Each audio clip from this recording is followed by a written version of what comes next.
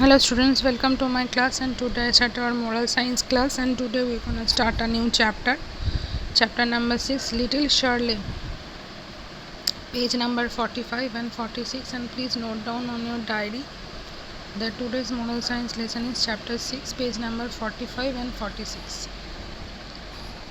Take a screenshot.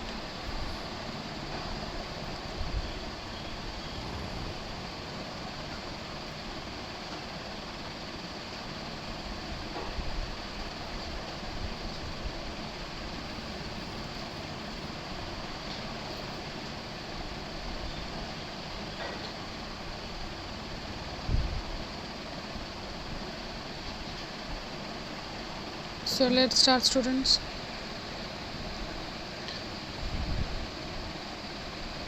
Here the little Shirley. So Shirley was a smart girl and a good writer. She was only 8 years old, but she wrote beautiful poetry.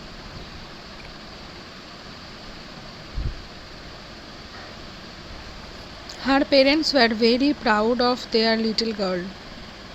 Shirley is a beautiful writer. Her pen has magic, her father told his friends. So, शर्ले एक बहुत ही smart girl है और वो बहुत अच्छी लिखती है. वो मतलब 8 साल की है, पर वो बहुत अच्छी पोएट्री लिखती है, मतलब पोएम लिखती है वो. तो इससे उसके पेरेंट्स बहुत ही प्राउड है उनकी लड़की के ऊपर कि हाँ उसका एक हुनर है. तो शर्ले बहुत ही अच्छा राइटर है, अच्छा लेखिका है. वो उसकी पेन में जादू है. उसके पापा ने कहा उनके फ्रेंड्स को, Shirley recite that poem you wrote last week. तो शर्ले आप लोगों को पोएम रिसाइट करके सुनाएंगी last week.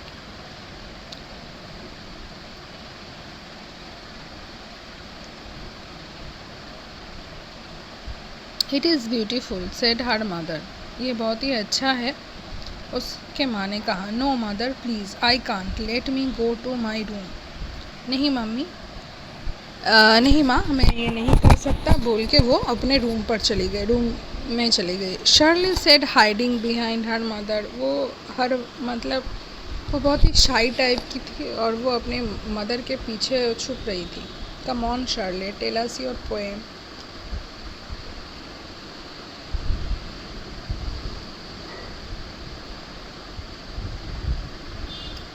Said the guest. तो गेस्ट लोगों ने कहा कि कम ऑन शर्ले, चलो अपना पोएम बताओ. I am sorry, I can't, she said and ran away to her room. तो यही बोल के वो अपने रूम पर चली गई. There was something that always bothered Shirley. तो कुछ है जो उसे नहीं बोलने देता सबके सामने पोएम डिसाइड करने का. उसके पास कोई साहस नहीं होता है उसको बोलने के लिए.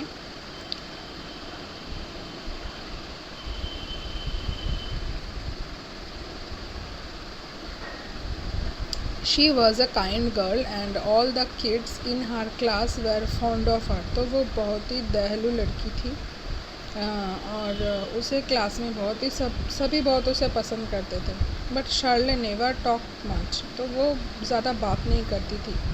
She never liked participating in class activities and stayed alone most of the times. और वो किसी भी चीज़ में, कोई भी क्लास एक्टिविटीज़ में वो पार्टिसिपेट नहीं करती थी. वो अकेले रहती थी, ज़्यादातर समय वो अकेले रहती थी.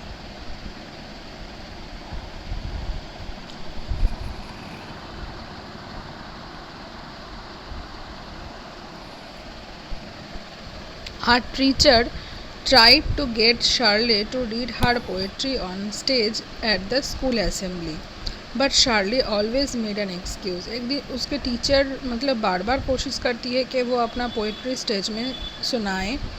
स्टेज के ऊपर स्कूल असेंबली का जो स्टेज है वहाँ पे वो सुनाए, पर Shirley बार बार कोई एक्सक्यूज़ दे देती है. One day Shirley's mother told her about a poetry competition. The best entry would get published in Charlie's favorite children's magazine. तो एक दिन शर्ली की माँ ने उसको कहा कि एक पोइट्री कंपटीशन है और जो बेस्ट पोइट्री करेगा तो शर्ली के जो चिल्ड्रंस मैगज़ीन है, फेवरेट चिल्ड्रंस मैगज़ीन, उसमें पब्लिश होगा वो poetry. Shirley see there is a poetry competition.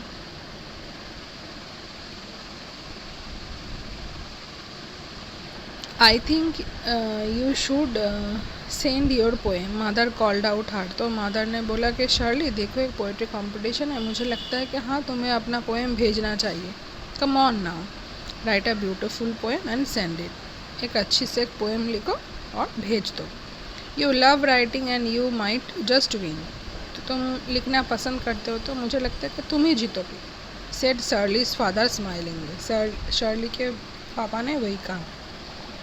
Shirley was motivated. वो बहुत ही मोटिवेट हो गई. This sounds like fun, she agreed excitedly. Shirley put in her best efforts. Finally, she was pleased with her poem and was ready with her entry. Mother helped Shirley send her entry. After a few weeks, the result of the competition was announced. Shirley's father came home with a surprise gift for his little girl. So, Shirley तो बहुत अच्छी poem लिखी और अपना entry send करने के लिए उसकी मम्मी उसको हेल्प किया. और उसके बाद कुछ हफ्ते बाद कंपटीशन का रिज़ल्ट जब अनाउंस हुआ तब उसके पापा आए बहुत ही सरप्राइज़ गिफ्ट लेके उसके बच्ची के लिए. My daughter is a star. I am so proud of her. Where she is see inquired father as he entered the house. जब भी उसके पापा जब भी घर के अंदर गए कि मेरी बेटी तो एक स्टार है, मैं बहुत ही गर्व हूँ अपनी बेटी को लेके, तो वो कहाँ है. तो ऐसा ही करते करते आए. आफ्टर अच्छा, शार्ली ओन द कंपटीशन. शर्ली ने कंपटीशन जीत लिया है. फादर ने बोला. I always knew she would. Congratulation Shirley, mother said. माँ ने कहा कि मैं तो जानती थी कि हाँ वो ऐसा करेगी. कॉन्ग्रेचुलेशन. टेकिंग शर्ली इन हर आर्म्स. तो अपने बाहों में उनको मतलब शर्ली को ले लिया. Thank you mother, thank you father. Shirley lived with joy. You have been invited to recite your poem at the awards function.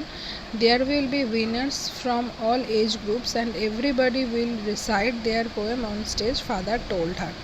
तो फादर ने जब बोला ये बात, तो फादर ने क्या बोला कि तुम्हें वो पोएम रिसाइट करना है अवार्ड फंक्शन में और जितने भी विनर्स हैं सभी आएंगे, सभी अपना अपना पोएम स्टेज के ऊपर रिसाइट करेंगे. तो ये उसके पापा ने बोला.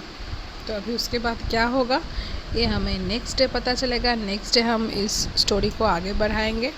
सो आज के लिए इतना ही. So take care, goodbye and keep learning. And अगर किसी की मतलब समझ में ना आए तो मुझे कॉल करके पूछ लेना, ठीक है. तो आगे की स्टोरी हम नेक्स्ट डे डिस्कस करेंगे. सो आज के लिए इतना ही स्टूडेंट. So take care.